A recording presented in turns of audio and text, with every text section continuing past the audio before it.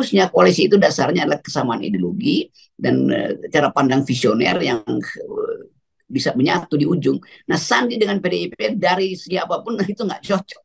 Kita bisa deteksi ngapain sih Sandi pergi ke P3 itu udah agak kacau gitu. Kan sinyal pertama adalah bahwa P3 itu didesain untuk konstituen Islam tuh. Tentu Sandi dengan sendirinya sebagai individu datang dari tradisi yang sama sebagai Muslim. Tetapi yang menonjol pada Sandi bukan karena keislamannya secara sosiologis, tetapi karena keuangannya, jadi kemampuan modalnya tuh. Tetapi tentu Sandi punya semacam ambisi bahwa dia harus punya kendaraan politik, karena Sandi udah pernah ketagihan politik dalam 2-3 tahun atau ya sejak 2014 lah kira-kira begitu kan. Nah ini yang merepotkan kita. Lalu P3 melihat peluang itu, sodorkan Sandi pada PDIP karena PDIP perlu uang, kira-kira begitu. Itu juga kan semacam ya menghina juga bahwa seolah-olah PDIP hanya butuh uang tuh.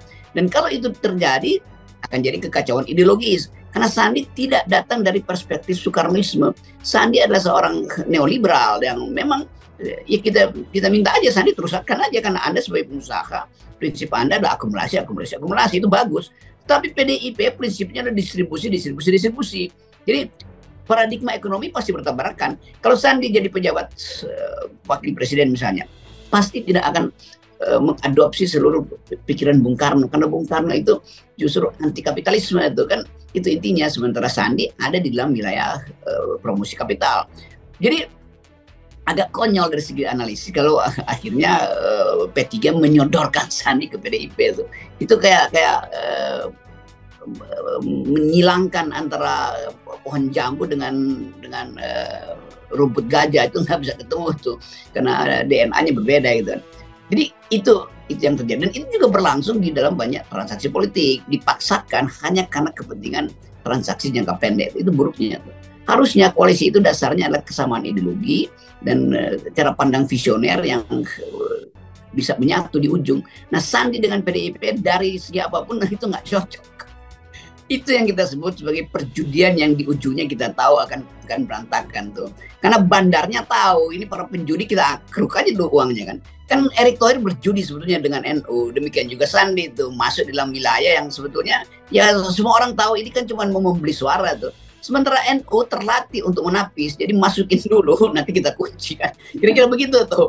Itu semacam ya kita tahu lah gimmick semacam itu. Dan NU berhak demikian. Karena NU juga punya otonomi, punya pride. Masa NU dikendalikan oleh kapital? Jadi ini semacam ya kucing-kucingan yang akhirnya ya tikusnya nggak ketangkap akhirnya. Karena di antara kucing sendiri yang meraung-raung. Nah kita mau balik pada soal tadi. NU tetap dia adalah faktor dalam politik. Dan orang NU merasa bahwa kami punya kader, kenapa mesti outsource dari luar kan? Kan itu juga mestinya dipikirkan oleh Sandi atau Erick Thohir bahwa ya Anda punya uang, Anda bisa beli segala macam, Anda bisa kirim motor listrik ke semua pesantren.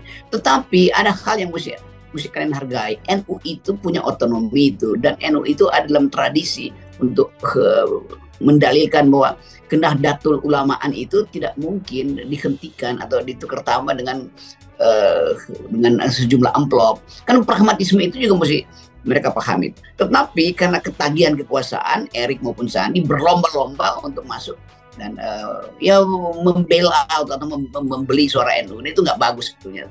Nah itu yang menerangkan yang kemarin kita bahas bahwa NU berhak untuk mencalonkan mempengaruhi politik dengan calon-calon wakil presidennya. Itu ada Yeni Wahid di situ, ada Gus Yakut di situ, ada Caimin di situ kan. Jadi ini persaingan semacam ini justru yang mesti diputuskan di dalam wilayah NU sendiri.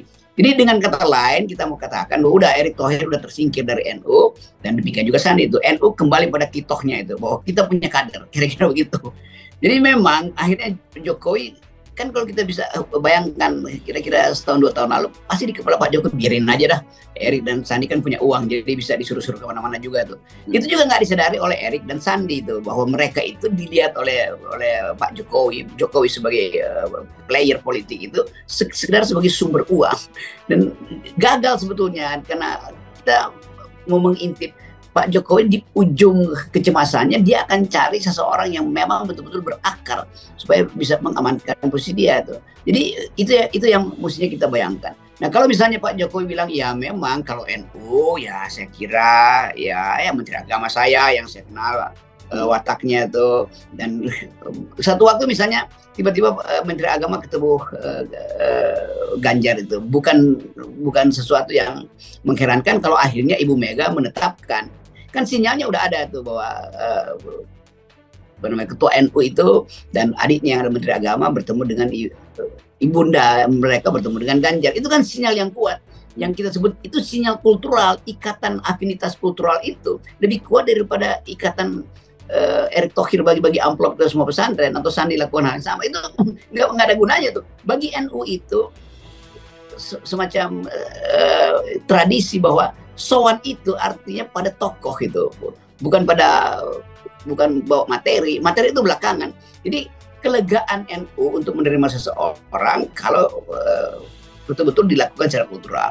Nah Ganjar tentu paham itu, walaupun orang Ganjar memang memanfaatkan momentum, tetapi reaksi dari teman-teman NU kira-kira positif tuh bahwa Ganjar paham itu. Jadi bukan kirim amplop, tapi kirim hati pada NU. Nah itu yang saya mau usulkan sebetulnya. Sandi dan Erick bikin aja partai politik yang betul-betul ideologinya adalah kapitalisme, kan gampang kan. Supaya betul-betul orang lihat ini Indonesia mungkin diarahkan ke arah libertarian bahkan itu. Bahwa sistem pajak di dalam misalnya partai Sandi dan Erick Thohir itu betul-betul dari awal mengatakan bahwa kami tidak ingin korporasi dipajakin karena itu akan membuat insentif untuk kreativitas hilang di kalangan entrepreneur. Jadi adopsi aja cara berpikir Partai Republik di Amerika misalnya itu, dan itu lebih fair karena wilayah-wilayah yang lebih sosialistis itu udah diambil oleh PDIP, diambil oleh yang bagian sosialistis yang berbasis agama ada pada PKS yang bahkan pakai ide keadilan, partai keadilan dan kesejahteraan, kan dasarnya begitu kan. Yang masih kosong memang adalah partai-partai yang seharusnya juga mengucapkan satu visi ideologi yang memang pernah ada di Indonesia tuh, yaitu liberal, kapital segala macam. Tapi liberal yang versi Eropa ya. Di Amerika liberal itu justru sosialistis tuh. Di Eropa liberal itu sangat kapitalistis tuh. Jadi harusnya itu yang dilakukan. Jadi saya dorong ada partai baru nanti dengan ideologi yang kuat, sehingga nggak mungkin partai itu berkoalisi dengan PDIP. Kan PDIP wong cilik, sementara Sandi itu adalah elit itu. Demikian update news kali ini. Jangan lupa tekan tombol like, subscribe, and comment channel kami.